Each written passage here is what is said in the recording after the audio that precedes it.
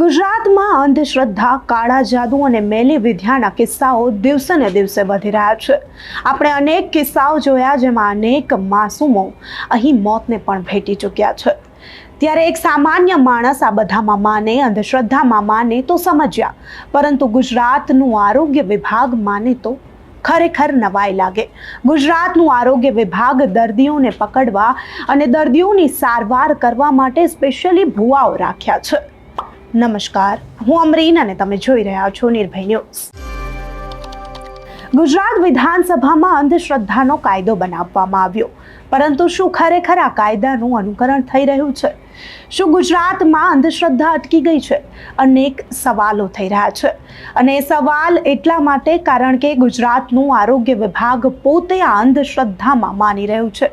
ગુજરાતનું આરોગ્ય વિભાગને હવે લાગી રહ્યું છે કે ગુજરાત સરકારે પગાર ન આપવો જોઈએ, કારણ કે ભુવાઓ પાસે એ લોકો કામ કરાવી રહ્યા છે. ભુવાઓ દર્દીઓને પકડે છે અને દર્દીઓની સારવાર પણ કરી આપે છે. તે માટે છોટાઉદેપુરના આરોગ્ય વિભાગ તેમને 1000 રૂપિયાનું ઇન્સેન્ટિવ પણ આપે છે.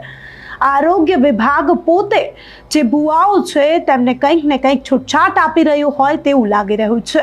અહીં આરોગ્ય વિભાગ પોતે લોકોમાં અંધશ્રદ્ધા ફેલાવી રહ્યું છે. છોટાઉદેપુરનો આ કિસ્સો ખરેખર હચમચાવી દે તેવું છે. અહીં આરોગ્ય વિભાગના જે અધિકારી છે પોતે સ્પષ્ટતા પણ કરી રહ્યા છે કે અમે કેમ ભુવાઓને જે છે અહીં ભરતી કરી અને ભુવાઓને આ કામ સોંપ્યું છે. પહેલા આરોગ્ય વિભાગના અધિકારીને સાંભળી લઈએ કે આ વિશે ખુલાસો કરતા તેમણે શું કહ્યું.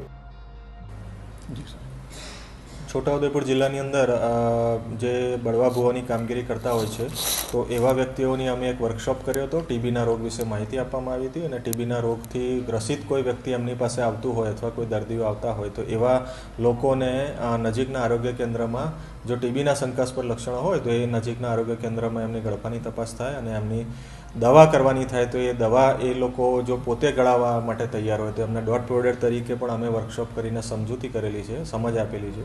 અને એ લોકોનો વર્કશોપ કર્યા પછી ઘણીવાર એવા બળવા ભુવા પોતે પણ આ દવા ખાઈને સાજા થયેલા છે. તો એમને પોતાને ખ્યાલ આવે છે કે ભાઈ ના, એમને દવાથી સાજા ટીબીથી મુક્ત થઈ શકાય છે. તો આ પ્રકારની કાર્યવાહી અત્રેના ટીબી વિભાગ છોટાઉદેપુર તરફથી કરેલી છે, અને પોઝિટિવલી વહેલું નિદાન અને વહેલું સારવાર એ હેતુના કારણે એ હેતુથી આ એમને વર્કશોપની અંદર અમે ટીબી પ્રોગ્રામમાં જોડેલા છે. ગુજરાતમાં આરોગ્ય વિભાગ પર ઘણા સવાલો ઊભા થાય છે. અનેક વાર આરોગ્ય વિભાગ જે છે તે વિવાદોમાં પણ આવ્યું. ત્યારે ફરી એકવાર વિવાદમાં આવ્યું કારણ કે જે આરોગ્ય વિભાગને ગુજરાતના આરોગ્યની ચિંતા કરવી જોઈએ, આરોગ્ય માટે તેમને કામ કરવાનું છે, તેમને કામ કરવું નથી અને ભુવાઓને હાયર કરવા છે. આવા જ 742 ભુવાઓની યાદી છોટાઉદેપુરના આરોગ્ય વિભાગમાંથી મળી આવી, જેમને ઇન્સેન્ટિવ તરીકે ભુવાઓને 1000 રૂપિયા પણ આપવામાં આવે છે.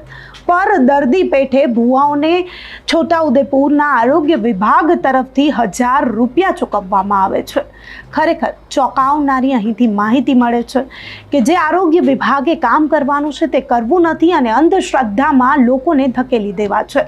અંધશ્રદ્ધાને અહીં બઢાવો આપવામાં આવે છે. છોટાઉદેપુરમાં આવા 742 ભુવાઓ આરોગ્ય વિભાગના ચોપડે નોંધાયેલા છે. ખરેખર આ ચોંકાવનારી વિગત કહી શકાય. ત્યારે છોટાઉદેપુરમાંથી જે ચોંકાવનારી માહિતી મળી છે, ખરેખર છોટાઉદેપુરનું લોકોનું જે આરોગ્ય છે તે ભુવાઓના ભરોસે છે તેવું કહી શકાય. ડૉક્ટરો જે ભણેલા ગણેલા હોય તે પોતે અહીં ભુવાઓને જાણે બઢાવો આપી રહ્યા હોય અને કહી રહ્યા હોય કે છોટાઉદેપુરના લોકોનું આરોગ્ય હવે અમે તમારા ભરોસે કરીએ છીએ. ત્યારે તમારું શું માનવું છે? છોટાઉદેપુરની આ ચોંકાવનારી ઘટના છે, તેને લઈને તમે શું માનો છો? અમને કમેન્ટ કરી ચોક્કસથી જણાવજો, તથા અમારી ચેનલ નિર્ભય ન્યૂઝને લાઇક, શેર અને સબસ્ક્રાઇબ કરવાનું ભૂલશો નહીં. આભાર.